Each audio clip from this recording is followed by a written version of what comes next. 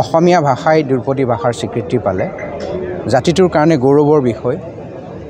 আমি সেই চিন্তা আগত ৰাখি প্ৰজন্ম কলিয়াবৰৰ উদ্যোগত বাৰ্ষিক এক কাৰ্যসূচী লৈ গ্ৰন্থমেলা এখন আয়োজন কৰিব বিচাৰিছোঁ।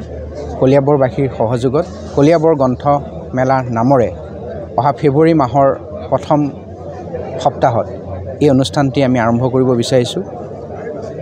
অপেক্ষাৰ অন্ত পৰিলে বুলি আমি আশা কৰিছোঁ। বহুত দিন এখন গ্ৰন্থমেলাৰ কাৰণে আমি ৰ'বলগীয়া হৈছিলে।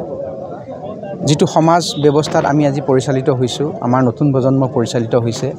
চাৰিওফালে বিভিন্ন ধৰণৰ নেতিবাচক খবৰে আমাৰ নতুন প্ৰজন্মক কোঙা কৰি ৰাখে।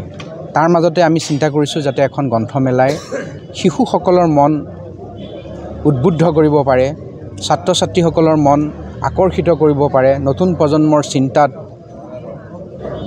সবলতা আনিব পাৰে, শক্তি আনিব পাৰে, তেনেকুৱা এটা চিন্তা কৰি পেলাই কলিয়াবৰ গ্ৰন্থমেলা এখন আয়োজন কৰিবলৈ আগবাঢ়িছোঁ।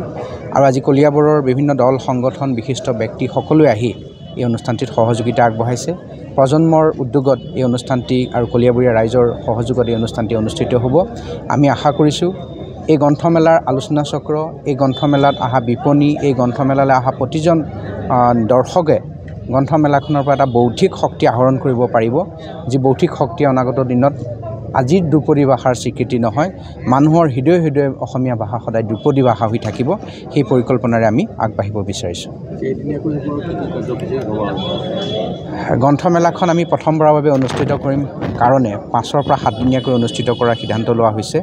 প্ৰায় 50খন বিপণীক আমি যোগাযোগৰ চিন্তা কৰিছোঁ আৰু কলিয়াবৰীয়া লেখক লেখিকাসকলৰ গ্ৰন্থ ইয়াত অনুষ্ঠিত হ'ব। প্ৰতিদিনে একোখনকৈ বিশেষ আলোচনা চক্ৰ ইয়াত অনুষ্ঠিত হ'ব, য'ত আধ্যাত্মিক কথা থাকিব, শিশুৰ কথা থাকিব, নতুন প্ৰজন্মৰ কথা থাকিব, আৰ্থসামাজিক ভেটিৰ ওপৰত কথা থাকিব আৰু তাৰ লগতে একেবাৰে ছাত্ৰ ছাত্ৰীসকলৰ কাৰণে প্ৰতিদিনে একোটা বিশেষ প্ৰতিযোগিতা প্ৰতিদিনে অনুষ্ঠিত হ'ব। আমি আশা কৰিম কলিয়াবৰৰ ছাত্ৰ ছাত্ৰীসকলৰ লগতে মধ্য অসমৰ সকলো জনসাধাৰণে আহি এই গ্ৰন্থমেলাখনৰ সুবাস ল'ব পাৰিব আৰু আনন্দও ল'ব পাৰিব। ৰঙাপাৰাবাসীৰ বাবে সুখবৰ। আপুনি যদি দুচকীয়া বাহন ল'ব বিচাৰিছে তেন্তে এতিয়াৰ পৰা আৰু চিন্তাৰ কোনো প্ৰয়োজন নাই।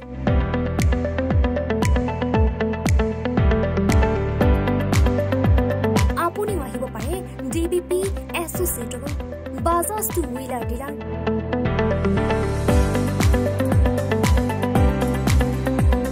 আমাৰ ঠিকনা ৱাৰ্ড নং 8 ঠাকুৰবাৰী ৰোড, ডাকঘৰ, ৰঙাপাৰা, জিলা শোণিতপুৰ। আমাৰ যোগাযোগৰ নম্বৰ 9435707133 9707967285285।